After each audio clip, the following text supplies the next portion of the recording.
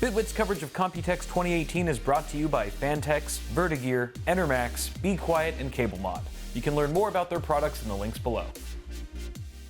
What's going on, guys? Kyle with Bitwit here on the show floor of Computex 2018, and there's just an overwhelming number of brand new products to cover here. Too many, in fact, that I can't actually make a video for all of them. So instead, I thought it'd be kind of fun to walk around and sort of put some of these vendors or companies on the spot and sort of ask them what their best new product is that they're exhibiting here today. So it should be a lot of fun. Why don't we go ahead? I think Thermaltake would make a good first victim. Let's see what they got.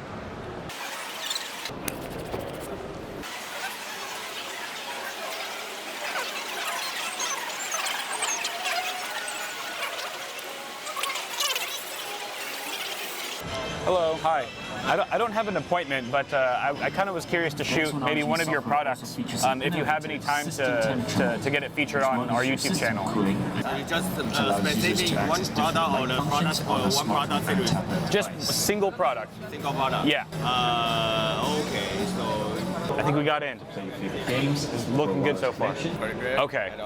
I've seen this one at CES. Has it changed? Has it changed since CES? Is there anything new about it since January, or is it the same? The same. Okay. Are there any brand new cases that you just announced this week? For a brand. All right. So the very friendly rep led me here to this outrageous case. Actually, truth be told, he initially wanted to show me the level 20, which we already checked out at CES. So I said no. Show me something else. So he showed me this, which looks like a smaller, much more simplified version of the level 20. This is the level 20 GT RGB. It's more of a conventional super tower, as he called it. Actually, I believe that was the level 20 that he called the super tower. This is more of just a full tower chassis. It's quite impressive. There's a lot of RGB going on here. You get tempered glass on both sides. That's on hinges, 5 millimeters thick. It doesn't look like there's much of a tint, which I actually prefer. Looks like you can lock your tempered glass side panel as well. That's kind of handy if you're paranoid and stuff about people jacking your components. There's also tempered glass at the front here, which looks fairly closed off to airflow, I will admit. However, there are some slight gaps on either side going all the way down the case, with some 200 millimeter addressable RGB fans that are included. And for the price of this thing, which he said around $170 to $200, I would very much expect these fans to come with the case. You get front I/O, or I guess side I/O, with a power button, hard drive activity light, reset, microphone and headphone jacks. And on the opposite side, it's kind of weird that they actually have two sides for their I/O. You get USB 3.1 Gen 2 Type-C, 2 USB 3, and 2 USB 2.0 ports. Over here, let's take a closer look at the beauty side. They do have some custom water cooling going on right now. That's a 420 millimeter radiator that's mounted to the back side of the case. There's also room for a 420 at the front, and I believe he wasn't too sure on this spec because maybe he's not the primary rep for this case, but it looks like you can also mount a 420 at the top. You would probably run into some clearance issues at some point if you were trying to mount all three of those radiators in here simultaneously, but definitely a lot of room for activities. It also looks like there's a pump/reservoir mount bracket at the bottom of the case that gives you some flexibility there. It looks like it's on flexible mounting strips. Very nice. And obviously we do get a vertical GPU mount for your graphics card, so you can show it off in true glory fashion. And then there's also a power supply shroud that is kind of a power supply shroud. You can still see there's a cutout there, so you can your power supply sticker is visible. There's a 2.5-inch SSD plate on the top of that for a single SSD. And I believe the total drive capacity of this case, assuming that you're not filling it up with water cooling gear, is 4 SSDs and 3.5-inch drives. So you definitely have some options here. The top of the case, you can see here, also has mounts for 200 millimeter fans. Actually, a pair of them can be installed quite nicely. They've got some RGB fans right there, which are not included. You only get those two at the front. Of course, get an included Thermaltake Ring RGB fan. It's 140 millimeter at the back of the case for premium exhaust. And I just noticed this. Chris actually pointed out to me. I couldn't see it from where I was standing, but there's this sort of RGB LED panel by the motherboard tray, kind of behind all the cables and stuff, just peeking out there, sort of at a slant, 45-degree angle, just for that nice little premium touch, attention to detail, if you're really into illumination inside of your system. So there you guys have it. And apparently this is the best product that Thermaltake is showing off at their booth here at Computex 2018. Let's move on.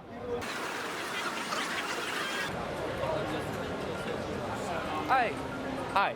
Hi. Sorry. I'm in a rush, All right. and I know you got a lot of products here, but can you show me your single best product at your booth? Our booth? Seriously? All of those products are good.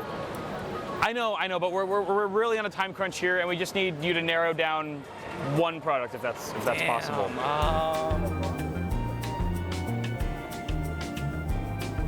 Just one product. You can narrow it down.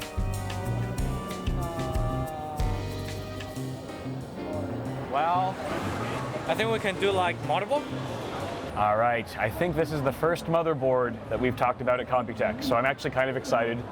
It's B450, so it's not like, you know, crazy exciting, but it's still exciting. This is the B450 Tomahawk from MSI, of course, and it looks quite lovely. It's kind of got this gunmetal gray theme going on, and there's actually some functionality to having this extended heatsink, as they're calling it. They've done some internal testing and found that by extending the heatsink out just a couple centimeters to the left over the I/O, slightly overhanging it, that they've been able to drop some of the degrees off of their VRM. So that's actually kind of nice. There's also, of course, we have the AM4 socket for your Ryzen 2 CPU.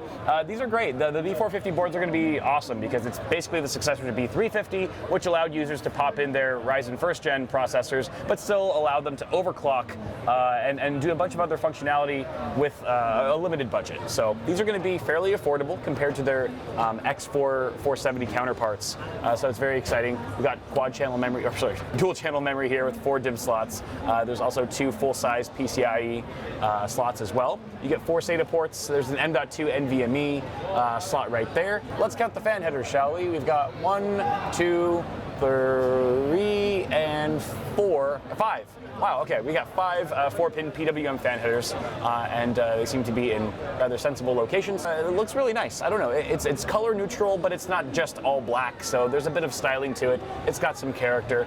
The other great thing about this board is that they've included now a BIOS flashback button on the back, which is great. That allows you to obviously flash and update your BIOS without even needing to install your CPU. And as we all know with Ryzen, it gets a ton of BIOS updates, and it can be a pain to constantly set things up if you just want to upgrade to the latest firmware. So that also continues down here for the B450A Pro, which I know I said I was only going to talk about one product, but I'll just briefly give this one a mention since it's right here anyway.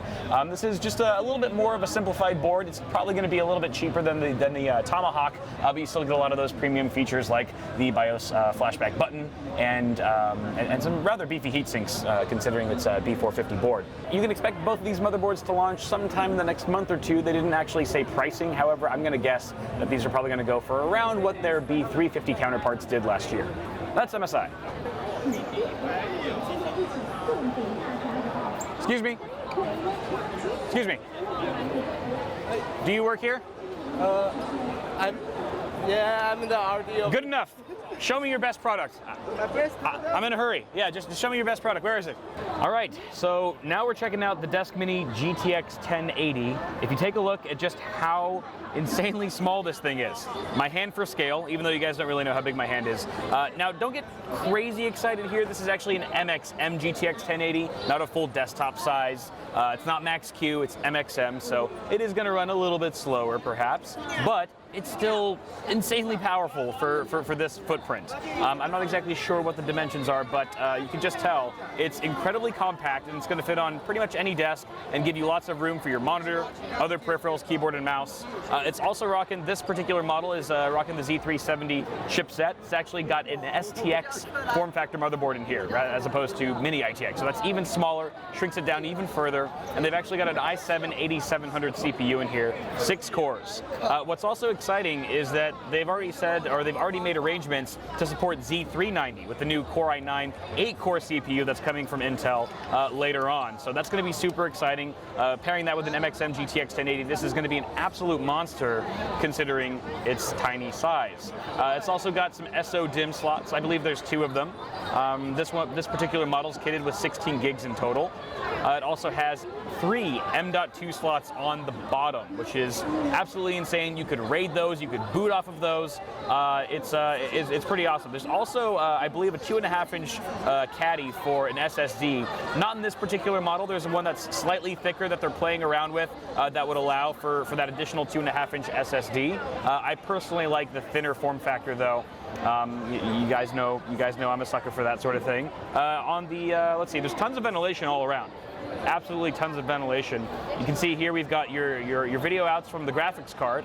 Looks like HDMI, DisplayPort, and mini DisplayPort, and quad USB 3.0, and this is your integrated GPU HDMI out, Ethernet, and your power. So obviously you're going to have a sizable power brick attached to this guy. There's no internal power supply.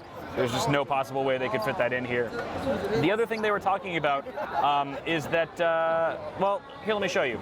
Now, this is the slightly larger model that I was just mentioning, and they may opt for this particular chassis if they decide to do a Raven Ridge version of the Desk Mini.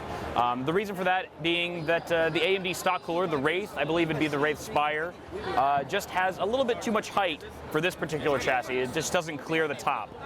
So that's why they would probably opt for a slightly larger case. But still very slim. I personally like the slimmer one. They look really nice. USB 3.1 Gen 2 Type-C at the front. We've also got a USB 3.0 header or connector. Power button right here. Very solid build quality. It's completely steel. Let's take a look at the top. Slides off just like that. Look at all that ventilation.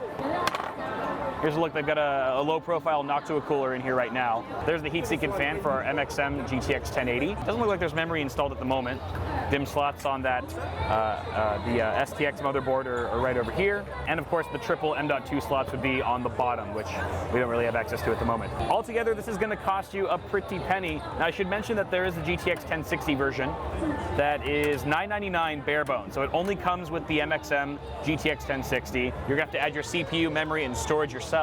Or you can opt for the MXM GTX 1080 version that we have here for a whopping $1,500. That's just for the bare bones. It only comes with the case, the power brick, and the graphics card. So yeah, it's really steep, and it's going to really target a very niche market. But like Asrock said, they're not setting the prices for the graphics cards at the very least, which is obviously going to eat up a bulk of the cost here. But you guys let me know what you think of these desktop minis, or these desk minis, I should say. And yeah, that's pretty much going to conclude it here at the Asrock booth. Next, Cougar's right here. Excuse me. Oh, hi. Hi. Sorry, I'm kind of in a rush right now. I'm doing a video where I'm showing all the best products at Computex, but I only have time to shoot one product at your booth. Okay. Which one do you want to show? Okay, we actually have quite a lot of new things. Don't care. One product only. So the Cougar rep has led me here to their absolutely insane Gemini X ATX dual system chassis. This thing's pretty crazy looking. First of all, I just want to comment on the design language and the absolute attention to detail with build quality here. We've got aluminum through and through. It's actually 5 millimeters thick. I mean, this is the definition of thick. And we've also got tempered glass all around, 4 millimeters thick here. I don't even want to know how much this thing weighs on its own, let alone with a full system in it, or two systems for that matter. So this is one side. It's got a dual chamber design here, which isn't terribly new, but you can see we've got sort of a more conventional layout with your motherboard and your video card in a horizontal position. There's also 240 millimeter radiator mounts at the top and the bottom of the case. And I guess if I was building this, I'd probably flip those bottom fans around just to have them set as intake. That way it could just sort of travel from bottom to top and out the top of the case where it would be all exhausted.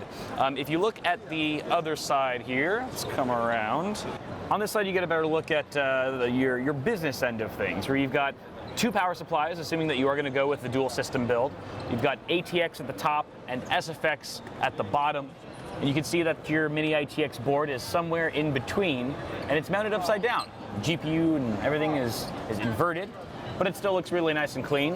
You can also see that we still get the same 240 millimeter radiators on this side of the case as well. So tons of cooling potential. You might be asking yourself, well, Kyle, where did the cables all go? Well, they go right here. Right in between these two chambers is sort of your motherboard tray limbo area. And yes, these do pull apart. Both of the chambers can kind of separate. That way you can do any kind of mods and you can get in there for cable management and make things look all nice and tidy. It's good for servicing. And then front panel, I guess we'll just quickly go over here. This is obviously your first system, and this is your second system. You get two USB 3, USB 3.1 Gen 2 Type-C, mic and headphone jacks, and a power button that I'm not going to press, otherwise the system will turn off. Let's take a look at the back here. Now, they wanted this case to look good from 360 degrees, and they've actually got these two captive thumb screws that pops the panel off like that, where you get a look at your I/O. And from here, you can actually route your cables through this large cutout. There's actually two of them. And then they sort of they kind of create a tail for your system. That way everything looks super nice and clean. This is definitely a showpiece and not for the faint of heart. This is going to be releasing in August for a lowly price of $8.99. Get your wallets ready, ladies and gentlemen. And I can't find the thread on these holes, so I'm just going to stand here in screwing purgatory. One final pretty cool thing about this chassis is that it can be oriented either in the current vertical state that you see here or horizontally. And I guess just the sort of like aggressive edges and the corners of this case are really unique in such a way where I didn't even recognize that these two cases were the same. I thought they were completely different because I don't know, just the way you orient it makes the case look so different. You got the Cougar branding, now it's right side up, and you get sort of a top-down view of all your components. Everything just sort of screams, you know, attention and elegance, but in that sort of cool gamery way. Ooh, Ducky. Let's see what they have. Ducky, Ducky.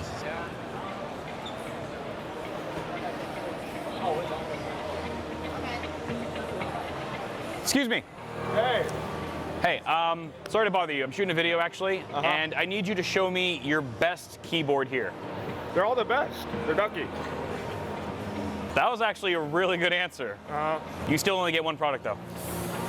Probably go with the Shine 7. All right, let's do it. All right, this is the Shine 7.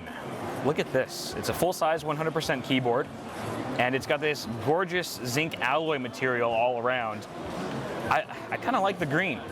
Although these are featuring RGB Cherry MX switches, so I think the RGB lighting really beckons or really warrants a all-black version, which I'm sure they're going to release as well. But zinc alloy is super nice looking, extremely durable, has a great feel to it, and it's kind of got these sort of slanted edges on either side. They're not too aggressive, but it adds just that hint of, I don't know, something special. The switches themselves, as I said, all full Cherry MX, and it's going to be offered in a variety of switches. Like we've got the silver speed switches right here, but you can also have your pick of the litter, red, blue, or brown. I believe there might even be more options. Don't quote me on that. There's also lighting effects, so I believe this isn't a finished product by any means, so I think it's F11, yeah. F11 changes through some different modes, and this might not reflect exactly what the effects are going to look like. Again, sort of a prototype, but some nice effects there. Let's go ahead and flip it over. USB Type-C, very nice, detachable. Yep, it's got a nice bite to it. No cable channel, but does feel very sturdy in there. We've also got fold-out feet, actually 3 levels. So there's already a slight incline from just the shape of the body under here, but you can pop out some little feet if you want a slight incline, or the larger feet for a more aggressive angle. I believe we have some dip switches here. I think this is for the function keys, if you want to just arrange those however you want. And rubber grips on the bottom as well. This is a very heavy keyboard actually, which I like. I really am a fan of heavier keyboards, and this one is super solid feeling. Let me try pulling out the feet there. I also like a good incline on my keyboards. Hello, how are you? I am at Computex today, and these keys feel pretty damn amazing. Holy crap. I want one. Maybe I should just steal it. No one would notice. Okay, I'm getting carried away here. Where did the RGB go? Come back to me, RGB. You've infiltrated my life, and now I can't live without you. Okay, I think I broke their demo unit because the lights aren't coming on anymore. But one of the cooler effects that they showed me, RGB-wise, again, if you're into that sort of thing, was an equalizer effect, where it kind of looks like the keys are doing sort of an equalizer pattern, at least the LEDs are, which are actually in sync with your in-game audio or really any audio source that's coming from your system. The keycaps are also PBT double shot, so very high quality here, and it kind of goes without saying that since these are Cherry MX switches, you also get that Cherry MX stem, so you could swap out these keycaps for your own custom ones in the future. This keyboard is going to retail for $160 US. You guys let me know what you think of that price point for everything you're getting here, and according to the reps, this is going to be arriving sometime in July, which is right around the corner, so make sure you keep your eyes peeled for this one. It'll definitely make it into a segment of hot and heavy hardware, on awesome hardware, because it's heavy, and I guess it's not really that hot. It's actually rather cool to the touch. Doesn't matter. Well, guys, that's pretty much going to wrap it up for this little roundup of the few products that I got to cover today at Computex 2018. This is also going to be my last video for the entire event, so I just want to say a huge shout out once again to all my sponsors for making this trip possible, and to all of you for watching the videos. Hopefully you enjoyed all the coverage. Toss a like on this video if you enjoyed it, and get subscribed for more tech stuff coming at you really soon. Have a good one, guys. I'll see y'all in the next video.